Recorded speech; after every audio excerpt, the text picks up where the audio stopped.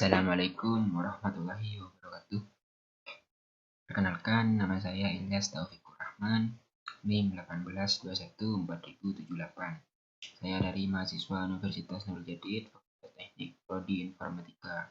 Di sini saya akan menjelaskan aplikasi yang telah saya buat, yaitu aplikasi pengajian karyawan berbasis web untuk memenuhi tugas UAS mata kuliah manajemen proyek prakarya. Langsung saja ke presentasinya. Latar belakang. Perkembangan teknologi semakin pesat, di mana sekarang perkembangan teknologi semakin pesat dan banyak perusahaan yang sudah menggunakan sistem komputer. Kedua, membuat sistem perusahaan dalam membuat rekap gaji dan data para karyawan dalam teknologi yang sekarang ini. Ketiga, memudahkan dalam membuat informasi karyawan. Terakhir, merancang aplikasi penggajian karyawan berbasis web. Tujuannya untuk memudahkan dalam memproses data penggajian karyawan dan untuk membantu dalam proses pemberdayaan karyawan dengan tepat dan cepat. Yang ketiga, untuk memudahkan dalam membuat laporan data karyawan yang akan diserahkan kepada manajer. Dan terakhir, untuk terciptanya sistem penggajian terorganisir secara rapi dan tidak mengalami keterlambatan dalam pengolahan gaji karyawan. Manfaatnya, mempercepat proses pendataan karyawan. Kedua, mempercepat proses pendataan gaji karyawan. Terakhir, menghemat waktu pembuatan laporan gaji karyawan dan data karyawan. Ruang lingkup. Mempercepat proses pendataan, di mana dalam sistem ini perusahaan mengetahui informasi yang ada seperti di data karyawan, yaitu gaji, data karyawan, dan absensi pada karyawan. Kedua, menghemat waktu, menghemat tenaga, dan pelayanan pendataan karyawan dan gaji lebih cepat. Metodologi. Analisis kebutuhan. Di analisis kebutuhan adanya perkembangan informasi dan teknologi yang berkembang, maka dalam sektor teknologi, informasi memiliki tantangan dan dalam menangani beberapa kesulitan dalam proses penginputan data karyawan, pembuatan slip gaji, dan absensi para karyawan. Kedua, desain sistem. Pada tahap desain sistem ini akan dilakukan observasi yang bertujuan untuk mengetahui lebih dalam apa saja yang terdapat di dalam aplikasi penggajian. Yang ketiga, coding dan testing, penulisan kode dan implementasi. Melakukan coding untuk merealisasikan fungsi aplikasi yang telah dibuat. Saya menggunakan framework PHP, MySQL, menggunakan bahasa HTML, JavaScript, CSS, dan Bootstrap. Nah, terakhir, pengujian. Pada tahap ini dilakukan pengujian terhadap program yang telah dibuat untuk memastikan apakah aplikasi yang dibuat sudah sesuai dengan komponen perhitungan gaji karyawan di instansi tersebut. WBS. Konsep WBS yaitu Work Breakdown Struktur. Pertama, konsep. Kedua, melakukan evaluasi, pendefinisian kebutuhan, pendefinisian fungsi spesifik, dan membuat dokumentasi laporan. Pertama, konsep. Dilakukan konsep menyalakan informasi yang begitu maju. Bidang internet telah membawa dampak yang beragam pada masyarakat luas, terlepas dari sisi negatif ataupun positif dampak yang dihasilkan. Internet atau international networking merupakan hubungan dari dua komputer atau mencapai berjuta-juta komputer. Dua, evaluasi. Dilakukan evaluasi di tempat tinggal. Saya data dan pembayarannya masih menggunakan sistem tulis. Jadi saya berinisiatif untuk membuat aplikasi penggajian karyawan, meskipun sederhana. Kedua, pendefinisian kebutuhan. Pendefinisian kebutuhan yang ada pendefinisian guna dan pendefinisian kebutuhan matan. Yang keempat, pendefinisian fungsi spesifik. Fungsinya untuk mempermudah dalam memudahkan laporan kerja dan pembayaran kepada karyawan. Terakhir, membuat dokumentasi laporan. Nah, di sini pendefinisian kebutuhan yang tadi mendefinisikan kebutuhan pengguna, yaitu kebutuhan pengguna adalah user, dimaksudkan untuk menggambarkan fungsi dan fitur sistem dari perspektif pengguna agar sistem sesuai dengan keinginan pengguna. Yang kedua, mendefinisikan kebutuhan muatan. Kebutuhan muatan merupakan hal yang lebih rinci daripada kebutuhan pengguna dan juga dapat dimasukkan dalam kotak sistem. Kebutuhan sistem dikembangkan setelah kebutuhan pengguna telah ditentukan, di mana semua fitur dan kemampuan sistem telah dijelaskan. Perangkat lunak yang saya gunakan untuk membuat aplikasi yaitu pertama Visual Studio Code, kedua Exam untuk database-nya dan MySQL-nya. Untuk browsernya saya menggunakan Chrome. Implementasi perangkat keras, di mana minimal perangkat keras yang digunakan untuk menggunakan aplikasi ini adalah Intel Pentium 4, RAM 1GB, hard disk 80GB, 3 onboard, monitor 15 in, keyboard dan mouse, switch dan modem. Dokumentasi laporan SKPL, spesifikasi kebutuhan perangkat lunak, RD, skema relasi atau database, dan DFD. Untuk XML-nya, SKPL, sistem operasi Windows-nya 7, 8, atau 10. Mempunyai web browser seperti Mozilla, Chrome, atau web browser lainnya. Dan mempunyai perangkat lunak, Exam, dan Visual Studio Code. Untuk KL-nya seperti ini, bisa dilihat. Dan database-nya seperti ini, ada user atau admin, tabel pegawai, tabel jabatan, tabel gaji, tabel golongan. DVD-nya seperti ini, di mana admin membuat laporan data gaji karyawan yang diserahkan kepada direktur. Untuk desain aplikasinya kita langsung saja kita lihat desain aplikasinya. Kita buka ini dulu. Kita buka Exam, kita start.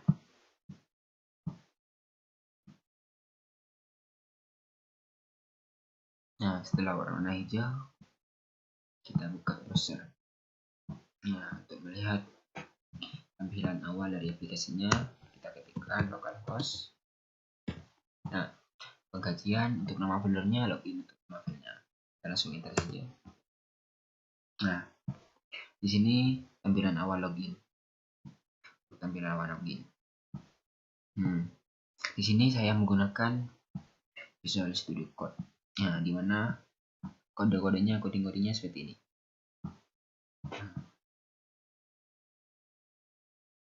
Sebentar. Ini untuk loginnya. Codingnya seperti ini. Di sini saya menggunakan PHP ya, PHP. Ini aplikasi penggajian. Namanya di sini nama username, sama di sini ya. Ini untuk CSS-nya, CSS di loginnya.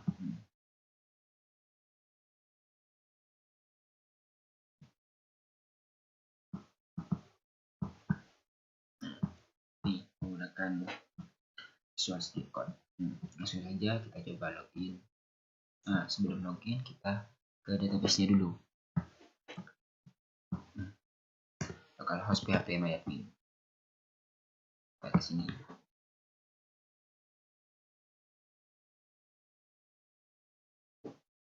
Sedikit lemot.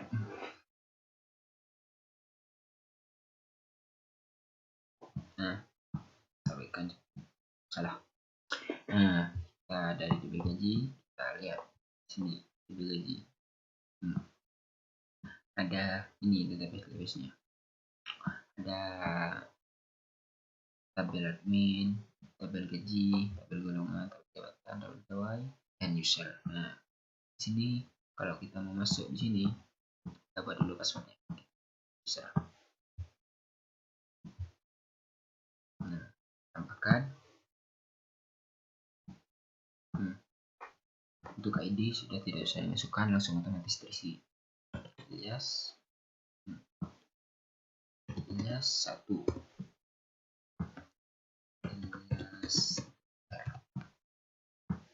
Password Ilyas 1. Dan passwordnya kita ubah ke MD5. Bukan password. Di sini password MD5. Di sini pilih sebagai admin.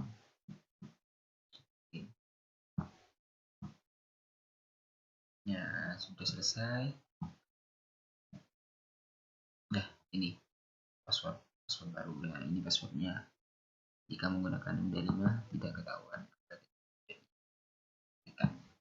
Coba kita langsung masuk. Kita ketikkan Ilyas 1 password Ilyas 1. Coba login. Nah, setelah login kita diarahkan di sini. Ini tampilan awal dashboardnya seperti ini. Nah, untuk codingan dashboardnya seperti ini. Kita cari dulu codingan dashboardnya. Sini dashboard. Nah, di sini saya menggunakan Bootstrap. Untuk dashboardnya saya menggunakan CSS Bootstrap. Jadi hanya menambahkan sedikit desain sudah bagus seperti ini, lumayan. Lihat codingannya seperti ini. Nah, di sini ada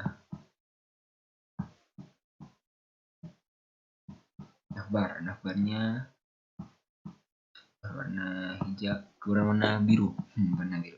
Kita coba ubah berwarna, coba kita ubah warnanya. Bentar.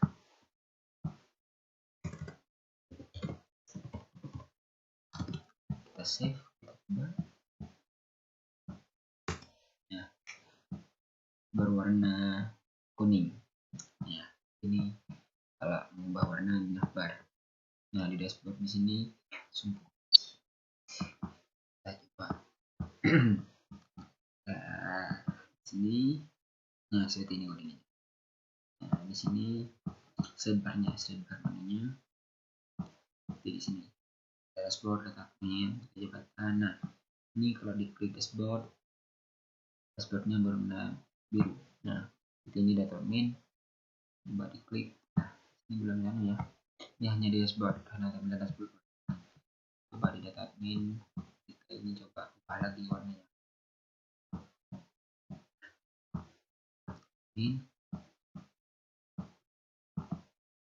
Nah, ini masih backgroundnya primary, jadi primary itu biru.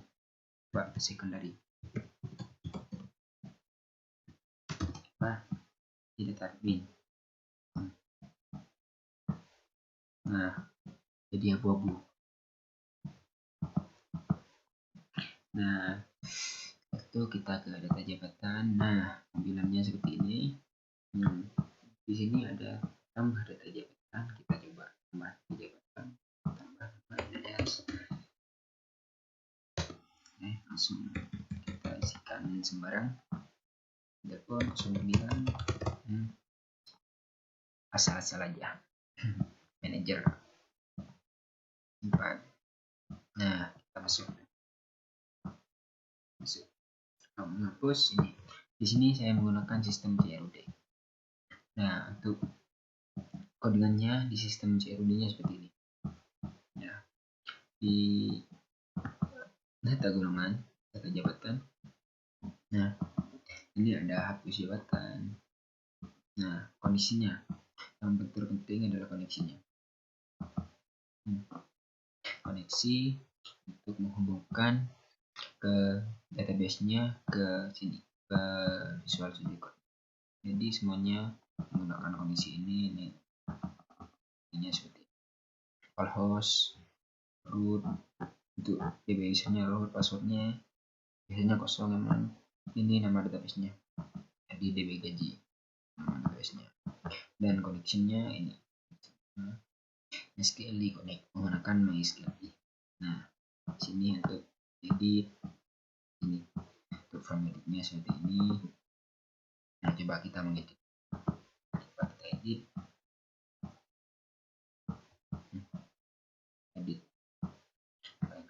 Nah, kita harus menyalakan anakin mengubah data. Oke. Nah, coba kita ubah namanya jadi Yanto Prayoko. Nah, coba diambil. Jadi atau Prayoko. Nah di sini dia lagi ada satu lagi nih. Nah, kalau ada yang salah di semuanya ada sudah nama yang sama, coba reset di sini manajer. Coba kita ubah edit. Nah sudah jadi editannya sini. Oke, jadi semuanya di sini sama menggunakan sistem golongan pegawai begitu pegawai. Nah jadi di sini oh coba tambah dulu. Nah ini dulu gaji pegawai. Pertama enter enter Prayoko.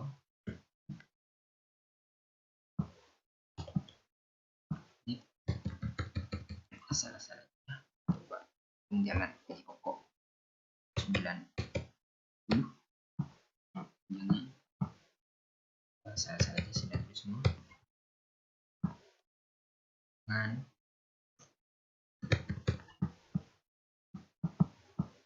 ini bersih.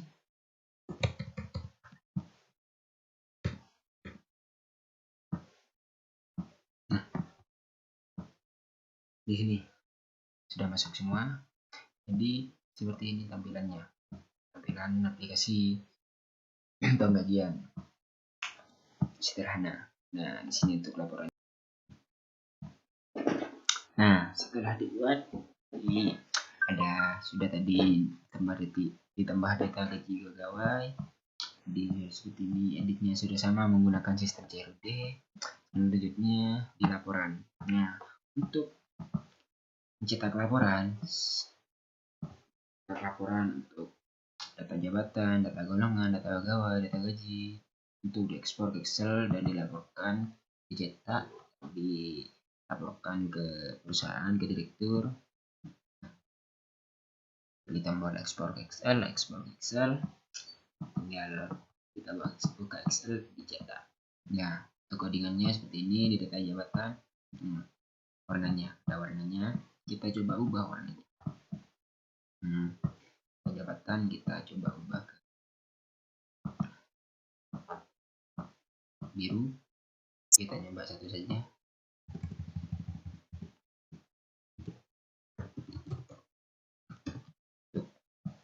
Apakah berhasil? Nah berhasil. Nah penjelasannya seperti ini saja untuk desain aplikasinya yang sederhana. Di dashboard admin, di home admin seperti ini saja. Seperti ini. Kita coba logout, kita masuk ke pegawainya. Pegawai, oke, sudah login. Kita login lagi. Nah, saya sudah membuat password tadi. Untuk pegawai, username-nya pegawai, dan passwordnya pegawai. Oke, login. Ada yang salah? Bentar. Pegawai.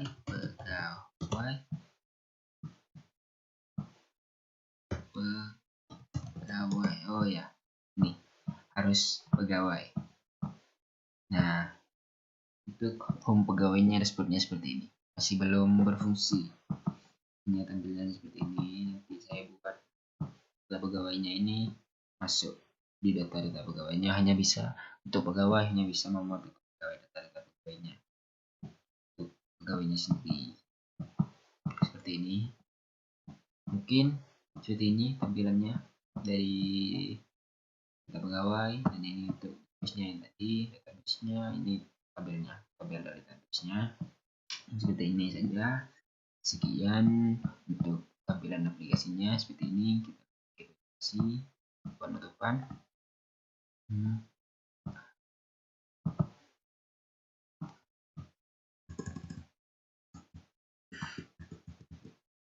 Di sini kesimpulannya. Dalam penulisan proposal ini telah diuraikan bagaimana dalam perancangan aplikasi penggajian karyawan berbasis web. Maka Saya penulis dapat menyebutkan penyimpanan data-data dalam program ini akan menggunakan database sehingga lebih aman dan terjamin. Jadi semuanya terjamin aman. Mungkin aplikasinya masih sederhana.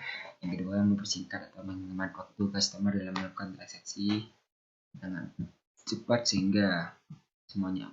Sebenarnya program akhir sekian. Terima kasih. Ada saran-saran dari saya.